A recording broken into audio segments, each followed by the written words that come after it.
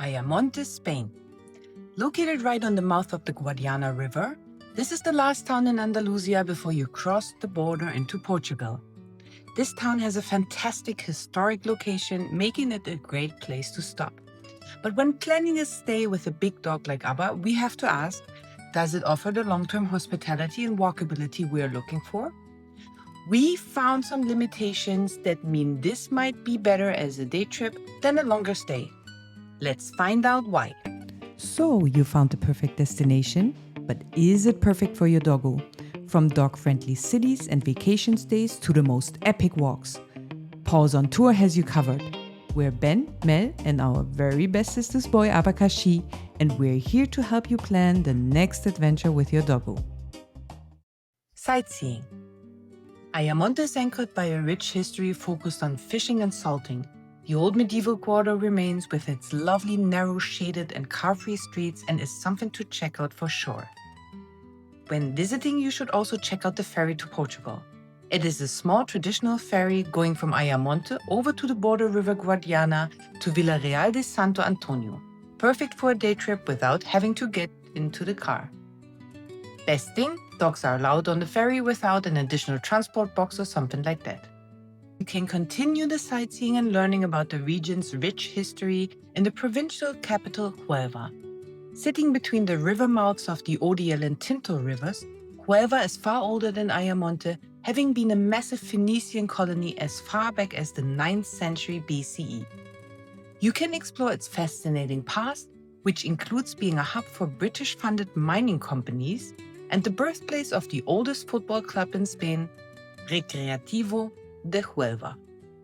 The city offers a vibrant, true Andalusian atmosphere, perfect for a day trip and a deep dive into Spanish history. Or, if you're Ben and Abba, perfect for trying all of the delicious food. Definitely worth a visit and also welcoming enough when traveling with a big doggo. Eating out. We found plenty of bars and restaurants, happy to accommodate Abakashi outside, and the food was really good. But it was more like tolerating Abba, which is absolutely fine, but it gives a different vibe than locations really welcoming dogs. You know what I mean? Walks. The closest beach is Isla Canela, about 10 minutes by car. It is beautiful and you can walk for hours on the white sandy beach. We watched some amazing sunsets there. But as this area is very popular, it is, of course, characterized by tourism quite a bit, and the vibe is much more exclusive. Lots of high-end resorts and really low dog friendliness. We rarely saw other dogs, and the general atmosphere was not really welcoming, especially to large dogs. Also, when we were there in October, there was a lot of algae like seaweed and many jellyfish. While the beach was not really our vibe and dogs were clearly not welcome, we did meet one other doggo though. Helga, the warrior princess of Fluffington, and she made our day. Look at the fluffy princess. Look at her! The beach over on the Portuguese side, Altura beach, can be reached by car in about 20 minutes. But also this beach is not the best place for having a beach adventure with a large dog. It is also very touristy, lots of people, no other dogs, and the beach was more like a sandy autobahn, surrounded by holiday homes. To be honest, we found it really horrible. It looked like an artificial runway made out of sand, kilometers straight into nothingness. No dunes, just plain sand, autobahn. We did find a great trail a bit further from Ayamonte on the way to Huelva, about 30 minutes by car. It's called Sendero Nueva Umbria, and it starts just south outside of the small town Lepe. You walk a dirt road through moorland, kind of like a heath landscape, cross an old stone bridge, and it is so beautiful. Left and right the moor, many burps to watch, and a big sniffing adventure for your doggo. The trail leads to an empty, long, wonderful beach where you can have a lot of off-leash time with your dog. We barely encountered people and no other dogs at all.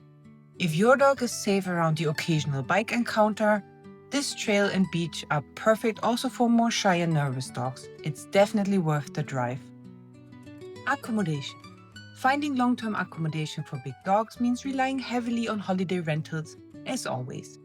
But we found a great townhouse, no additional dog fees, which is amazing, perfectly situated with a nice roof terrace. It is called La Casa de Lucia.